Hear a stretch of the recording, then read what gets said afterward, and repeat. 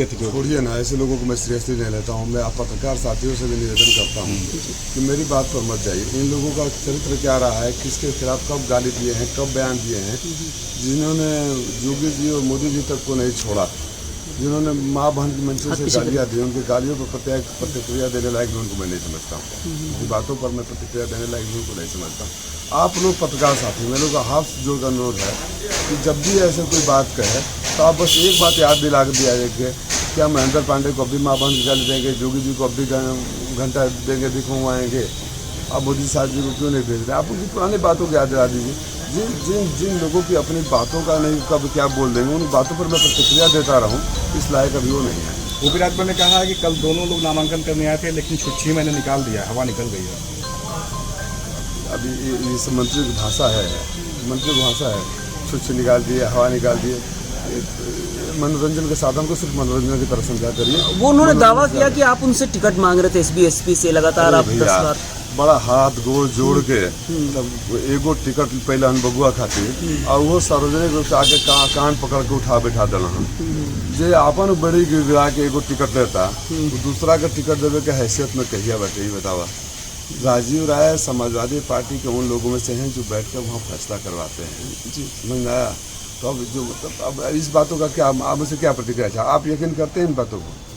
आप लोगों के सामने तो मैं खुली किताब रहा हूँ 10 सालों से, आप लोग यकीन करते हैं? मेरे जो संबंध राष्ट्रपति जी से यकीन करते हैं आप इस बात को?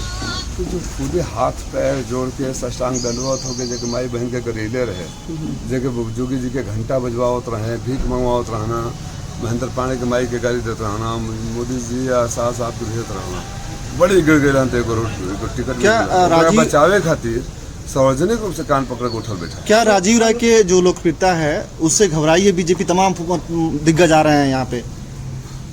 देखिए, जब जनता आगे चल देती है ना, और जनता को आगे चलने का मतलब ये नहीं मैं बहुत खूबसूरत हूँ, मैं बहुत स्वाभाविक रूप से आपके सुख दुख में आपका पड़ोसी भी, आपके गांव का पड़ोसी भी अगर लगातार आपके साथ खड़ा है, हर मौके पर खड़ा है, तो आप उधर मुड़ जाते हैं कि वो मेरा अपना है। मैंने वो रिश्ता कायम कर लिया है घोसी से, वो भावनात्मक संबंध जोड़ लिए हैं घोसी से कि घोसी के लोगों को अगर कोई तकलीफ़ होती है तो उनको राजीव भैया नज़र आते हैं।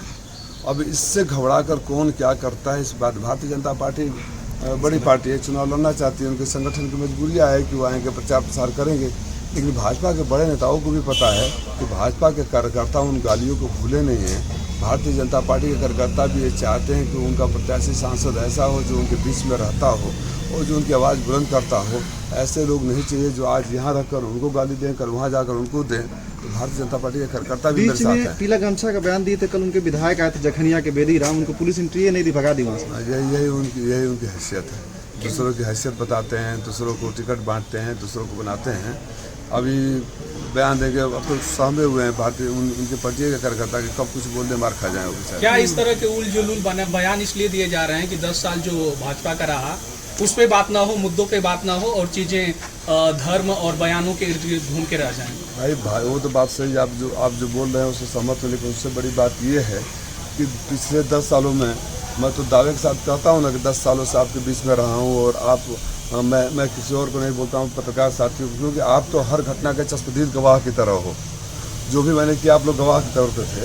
उससे बड़ी बात जो है आपने बोला है, इसलिए कहा जाता है कि वो 7 सालों में 3 जगह से 3 पार्टियों से लड़ चुके हैं, है ना, उनसे कोई सवाल न करे।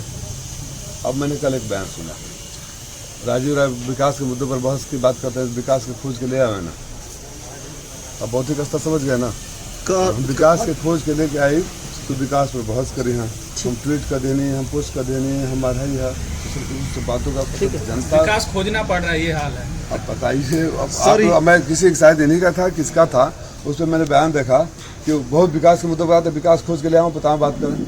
अब विकास से उनके जो विकास घटा दिए उनका गले मिल दिया। वो प्रकाश राजभर तो कह रहे थे सर कि जो भाजपा और एनडीए जो भी काम कर रही है वो करती है, दिखाती नहीं है, लोगों को दिखता है। तो गरिया क्यों रहे थे कुछ महीना पहले, माँ बहन की गाली क्यों दे रहे थे, उनको गुजरात क्यों भेज रहे थे, योगी जी से घंटा क्यों बनवा रहे थे?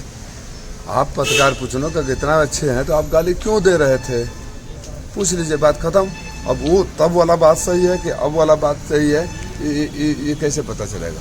सुदिन राजभर कह रहे थे कि इस बार चुनाव में हार जाएंगे तो अगली बार हमारी पार्टी में आएंगे और हम लोग उनको टिकट देकर चुनाव लड़ाएंगे। इसके बारे में क्या कहना चाहेंगे?